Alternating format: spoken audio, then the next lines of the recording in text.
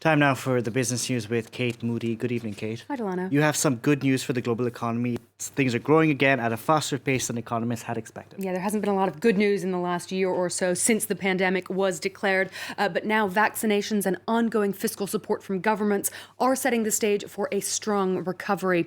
That's according to the Organization for Economic Cooperation and Development in its latest economic outlook, which is subtitled The Need for Speed, referring specifically to the need for speedy vaccinations here. Now, it expects global GDP to expand 5.6% this year. That's a 1.4% boost from its previous outlook. The Eurozone is predicted to grow 3.9%, the US 6.5%, with China and India on track to be the fastest growing economies in the world this year. The latest round of US stimulus is one of the major factors towards that upward revision, but that support will have to go hand in hand with a speedy and effective distribution of vaccines around the world. Here's Chief Economist Laurence Boone speaking to France 24 earlier on. It's the combination of vaccination and fiscal support that will allow the economy to rebound.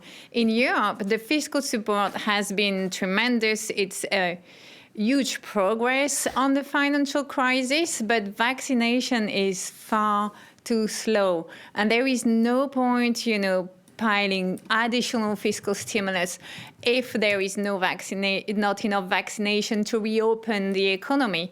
What you have in the US, by contrast, is fast vaccination, an economy reopening, and the fiscal support. I think one thing important to keep in mind is it's $1.9 trillion on top of the $900 billion that were decided in December. So it's massive. It's raising our US projections from 3.2% we had in December to 6.5% this year.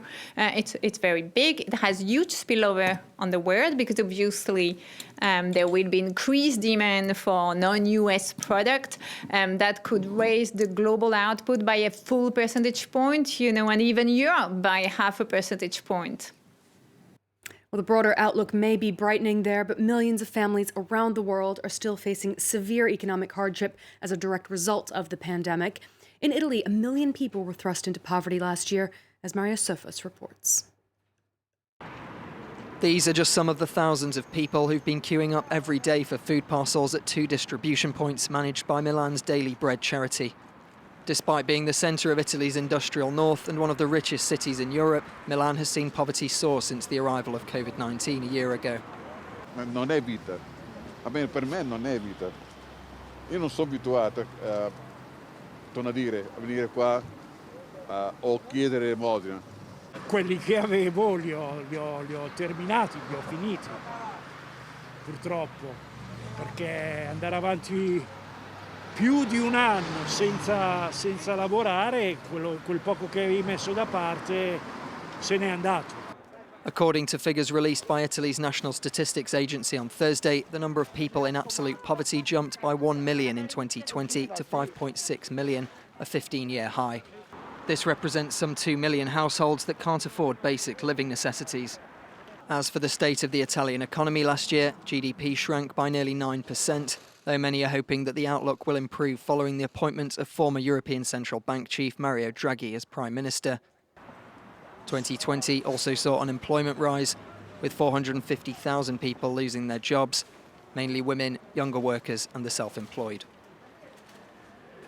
Let's check in on the day's trading action now. The major European indices closed slightly higher.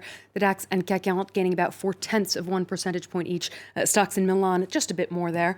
Wall Street is trending sharply higher with just a few hours of the session to go. You can see the Nasdaq up 4% there. It's on track for its best day since November as tech stocks soar today. The S&P 500 up 2%. The Dow Jones about 1% there.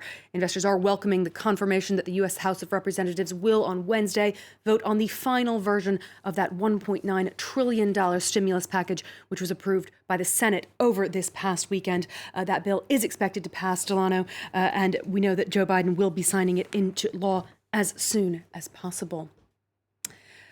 A group representing 2,000 French startups has filed a lawsuit against Apple over its policies concerning personal data. France Digital says that recent updates to Apple software automatically give permission for personalized advertising. The complaint suggests that the policy runs afoul of European data protection regulations, which require explicit consent to such data gathering. Apple has rejected the allegations, saying it does not sell individual data to third parties. Of course, as part of a growing campaign, I think it's fair to say, of complaints against tech giants like Apple and growing scrutiny over what they do with our data. Thank you very much for that, Kate. Kate Moody there with the business.